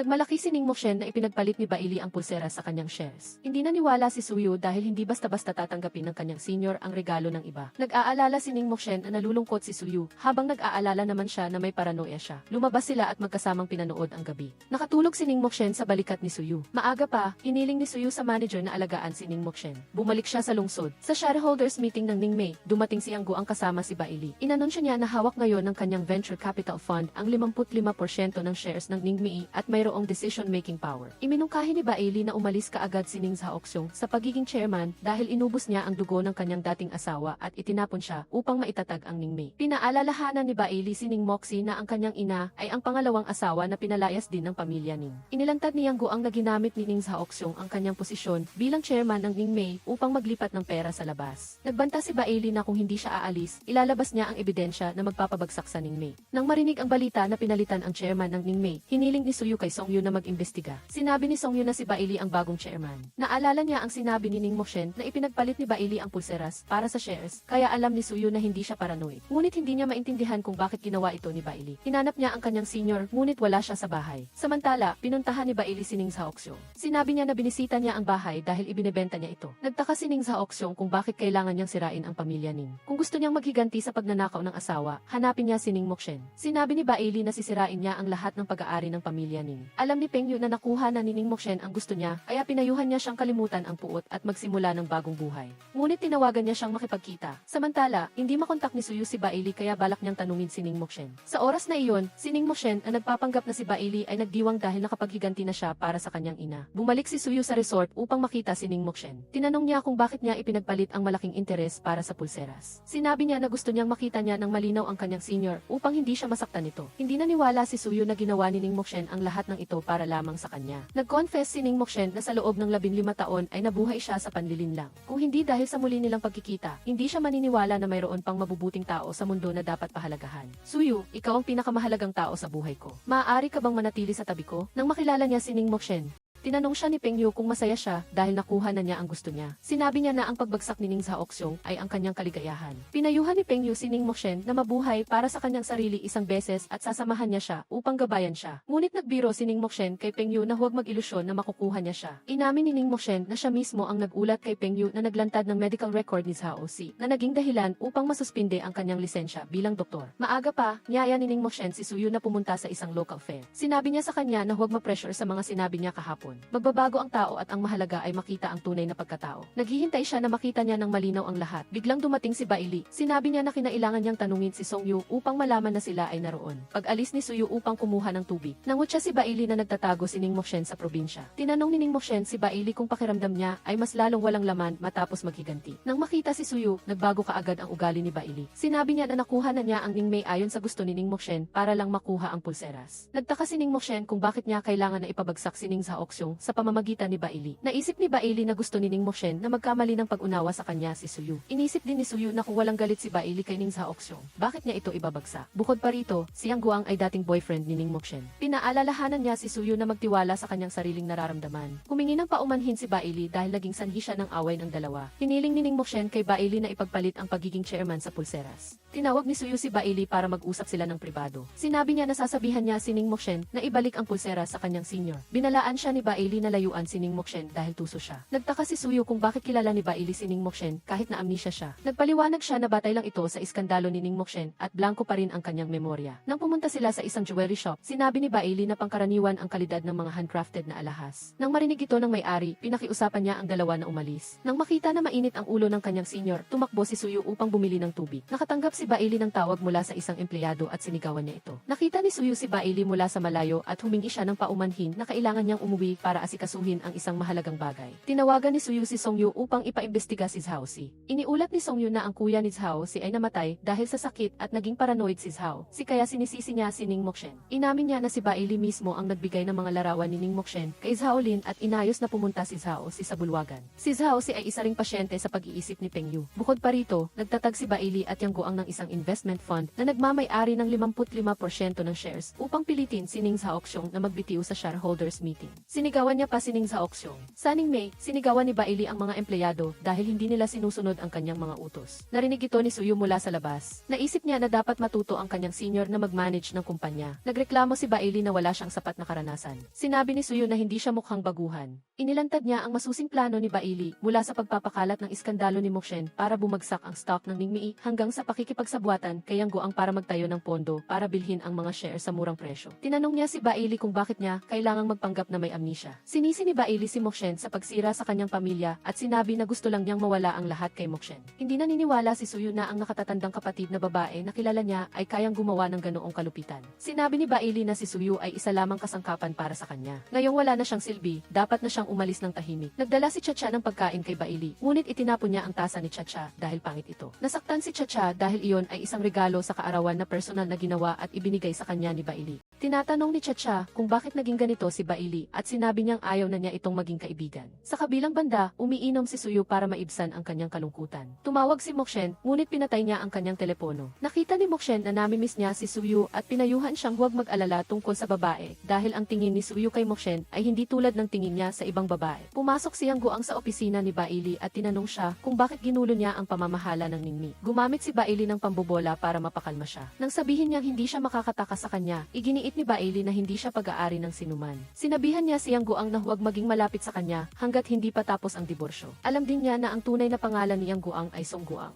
Tandaan, ang anak ng isang venture capital group ay dapat maging isang live-in son-in-law. Ang kanyang pangalan ay naging Yang Guang matapos niyang sundin ang apelyido ng kanyang asawa. Pagkatapos mamatay ng kanyang biyenan, nakuha niya ang karamihan sa mga ari-arian at humingi ng diborsyo. Hinamak siya ni Bailey na isa siyang scum na nagsasabing mahal niya si Mokshen, ngunit pumunta pa rin kay Bailey. Binalaan niya si Yang Guang na itutulak niya ito sa tubig kung hindi siya susunod. Napanaginipan ni Suyu ang anino ng kanyang nakatatandang kapatid na babae, ngunit ito ay si Mokshen. Sa probinsya, pumunta si Mokshen sa isang maliit na tindahan ng alahas at dahil naiintindihan niya ang tungkol sa mga vintage na alahas, inanyayahan siya ng may-ari na subukan ang paggawa. Nagtaka si Suyu kung bakit alam ni Mokshen kung paano gumawa ng silver na alahas. Nang umalis si Mokshen, hinanap ni Suyu ang may-ari para bilhin ang singsing na ginawa niya. Tiningnan niya ang singsing at nahulaan niya ang ibig sabihin nito. Umuwi si Suyu kasama ang singsing at tinanong si Mokshen. Sa wakas, ipinaliwanag niya na ang koneksyon sa singsing ay ang punto kung saan nagtatagpo ang dalawang tao na parang dalawang paralel na linya. Nagtanong si Suyu kung posible ang isang hindi kapanipaniwalang bagay dahil ang mga kilos ni Mokshen ay pareho sa dating Bailey. Naiyak si Bailey dahil sa wakas ay nakilala siya ni Suyu. Mahigpit na niyakap ni Suyu ang taong mahal niya at inalala ang sakit na dinanas ng kanyang nakatatandang kapatid na babae. Naawa si Suyu sa kanya at sinabi na tuwing gusto niyang sabihin ang totoo, parang kinuha ang kanyang kaluluwa. Matapos silang mahulog sa tubig, nagpalit sila ng kaluluwa ni Mokshen. Humingi ng paumanhin si Suyu dahil binaliwala niya ang mga signal ni Bailey at sinabi niya na ginamit niya ang pagkatao ni Ning Mokshen para maghiganti. Ngunit pagkatapos ay napagtanto niya na lalo lamang siyang nawawala ng laman dahil sa paghihiganti. Gusto niyang magsimulang muli, ngunit biglang nagising si Mokshen at ginamit ang katawan ni Bailey upang manipulahin si Suyu na nagdulot sa kanya ng takot. Nangako si Suyu na hindi na siya hahadlang sa kanila. Alam ni Bailey na hindi pa sanay si Suyu sa Mokshen na may kaluluwa ni Bailey at sinabi niya na matagal din siyang nag-adjust. Humingi siya ng paumanhin dahil ginamit niya si Suyu para maghiganti. Sinisi ni Yunfan ang sarili niya na hindi niya agad nakilala ang kanyang nakatatandang kapatid na babae. Nagpasalamat si Bailey sa pagpapalit ng katawan dahil dito, nalaman niya ang damdamin ni Suyu at natagpuan niya ang kanyang sarili. Nang pumunta sila sa puno ng hilingan, hindi nangahas si Suyu na hawakan ang kamay ng kanyang nakatatandang kapatid na babae, kaya kusa niyang hinawakan ng mahigpit ang kamay nito.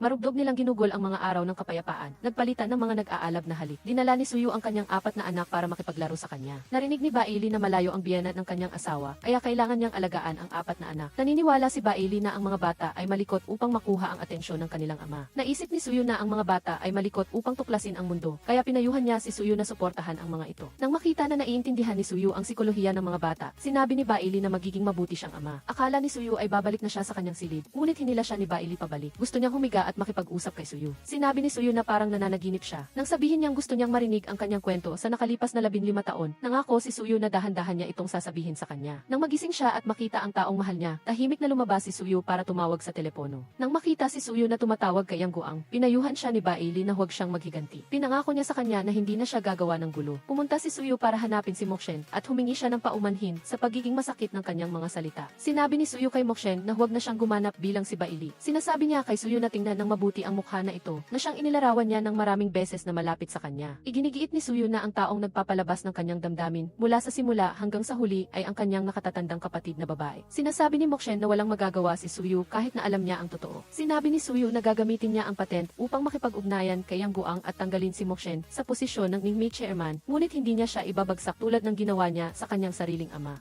Ang lahat ng bagay na pag-aari ng nakatatandang kapatid na babae, ang isang taong tulad niya ay hinding-hindi magkakaroon. Pumunta si Mokshen sa isang bar para hanapin si Peng Yu at tinanong kung bakit siya aalis sa ibang bansa para lang makatakas sa kanya. Pinigilan niya si Peng Yu para makasama siya sa pagtatanghal ng isang bagong drama. Sinabi niya na hihilain niya ang lahat sa kailaliman. Tumanggi si Peng Yu at nagsisisi na hindi niya nailigtas si Mokshen. Bumalik si Suyu kay Bailey at nang makita niyang gising na ito, kinuha niya ang ilang pagkain, ngunit pinigilan siya ni Bailey. Nais ni Bailey na tangkilikin ang pakiramdam ng paggising at makita ang taong mahal niya. Ibinigay niya sa kanya ang singsing at lumabas na pinagawa pala ni Suyu ang singsing sa tindahan ng alahas. Bagamat perpekto na ang pagkakagawa ni Bailey, gusto niyang bigyan ito ng espesyal na kahulugan. Sinabi niya na ang dalawang linya ay hindi nagtatagpo dahil maaaring nasa iisang linya lang sila, kaya't binago niya ang singsing sa isang Mobius strip na nagpapahiwatig ng walang katapusang pag-ikot. Ano man ang mangyari, ang simula at wakas ni Suyu ay ang kanyang nakatatandang kapatid na babae. Natakot si Bailey dahil ang kaligayahang ito ay parang panaginip. Hinawakan ni Suyu ang kanyang kamay upang bigyan siya ng katotohanan, ngunit hindi ito sapat, kaya lumapit siya at hinalikan siya ng nag-aalab. Gayunpaman, hindi pa rin makawala si Bailey sa pagka-haunted sa panonood ng kanyang asawa na nangangaliwa. Sa kabilang banda, nagtatago si Eun Fan sa isang mahirap na lugar. Hinanap siya ni Mokshen at natakot siya nang makita ang kanyang dating asawa. Humingi ng paumanhin si Bailey kay Suyu tungkol sa nangyari noong nakaraang gabi. Sinabi niya na ang katawan na ito ay kay Mokshen, kaya kapag nagkakaroon sila ng intimate contact, naalala niya ang mga imahe niya at ni Yun Fan. Ngunit kahit ganoon, gusto pa rin ni Suyu na makasama siya. Ngunit hindi ito matanggap ni Bailey. Dinala ni Mokshen si Yun Fan pabalik sa bahay at ipinakita sa kanya ang kasunduan na babayaran niya ang kanyang utang. Nagtaka si Yun Fan kung bakit tinutulungan siya ng kanyang asawa. Pinaganda ni Mokshen si Yun Fan at nakita ang kanyang takot sa mga nangongolekta ng utang. Pinayuhan ni Mokshen si Yun Fan na tulungan siya na makamit ang kanyang layunin at babayaran niya ang kanyang utang.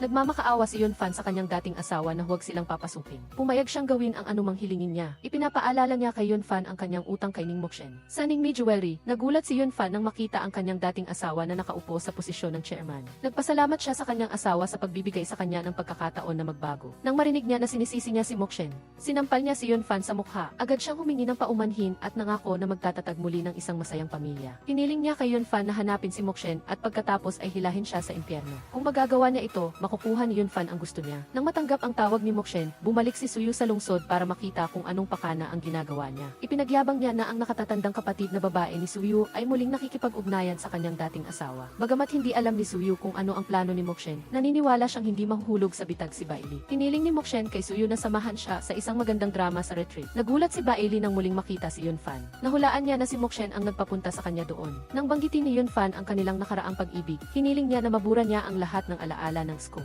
Nang ibigay ni Yun Fan ang isang file na nagbubunyag na nagtayo si Mokshen ng isang shell company para mag-launder ng pera, ipinagyabang niya na makakakuha siya ng malaking halaga pagkatapos nito. Ngunit mula nang makita ka, nagbago ang isip ko. Haharapin ko ang lahat ng kasalanan basta't makasama mo ako sa isang gabi. Hiniling niya sa kanya na bigyan siya ng oras para mag-isip bago siya sagutin. Pagsapit ng gabi, bumalik si Yun Fan para hanapin ang kanyang kabit. Nang makita niya itong nakasuot ng damit ng kanyang dating asawa, inakala niyang si Bailey ito. Tinanong niya kung bakit siya naghahanap ng ibang babae sa eksaktong anibersaryo ng kanilang kasal at sa mismong kaarawan niya. Sinabi niya sa kanya na natatakot siyang mahirapan ang kanyang asawa, kaya gusto niyang manatili siya sa bahay at alagaan ang pamilya. Pagkatapos, ang kanyang 24 oras na buhay ay umikot sa paligid ng kanyang taksil na asawa. Dati ay naisip niya, ang pagsasakripisyo para sa taong mahal mo ay sulit. Hanggang sa kanilang ika-negatibo 15 anibersaryo, nakita niya mismo siyang kasama si Mokshen. Doon siya nagising at nakita ang tunay niyang pagkatao. Yun Fan, tingnan mo ako sa mata at sabihin mo, sino ako? Sa takot, tumakas si Yun Fan. Sa kabilang banda, dinala ni Mokshen si Suyu upang masaksihan na ang kanyang minamahal na nakatatandang kapatid na babae ay pipiliin pa rin ang kanyang dating asawa. Sino ang mag-aakalang makikita niya si Yun Fan na nagpapanik na parang baliw? Lumabas na tumawag si Yang Guang at ipinagyabang na ginagamit ni Bailey ang paglalaban ng pera ni Mokshen Mokshen para saktan siya. Ngunit tinulungan niya siyang ayusin ito sa Ningmi. Sinabi ni Suyu na pagkatapos niyang ilipat ang mga share para makuha ang bracelet, ang mga utang ng Shell Company ay inilipat kay Mokshen.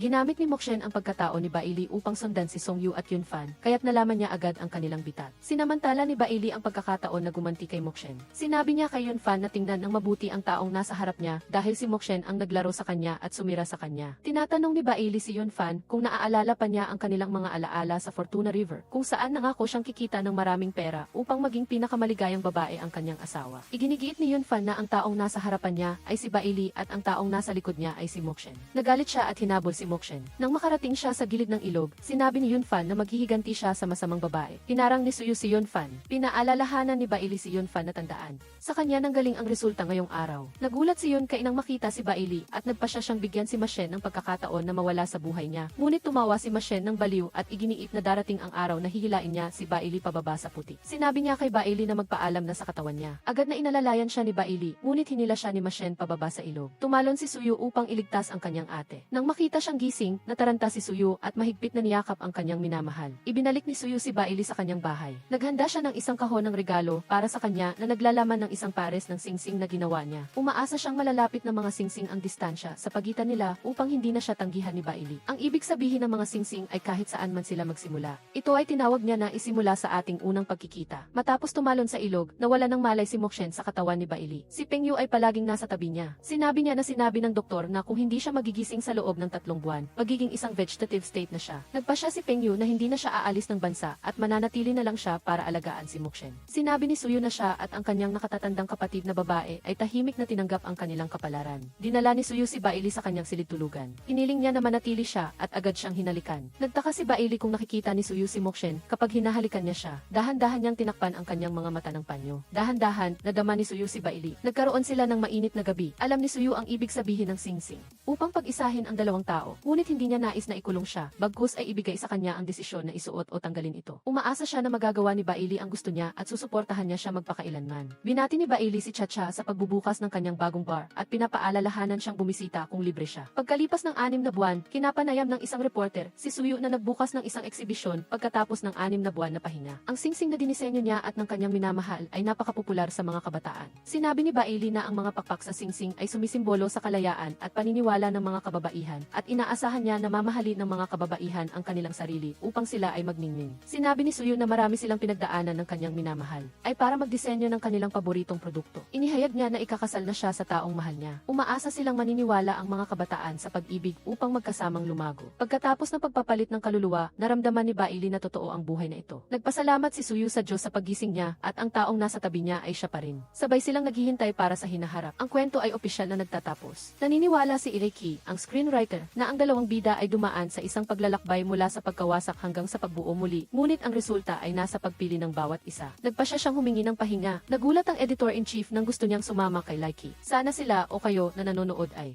magkakaroon din ng perpektong pagtatapos tulad ni Suyu at Bailey. Pindutin ang like at mag-subscribe sa ibaba upang panoorin ang susunod na pelikula.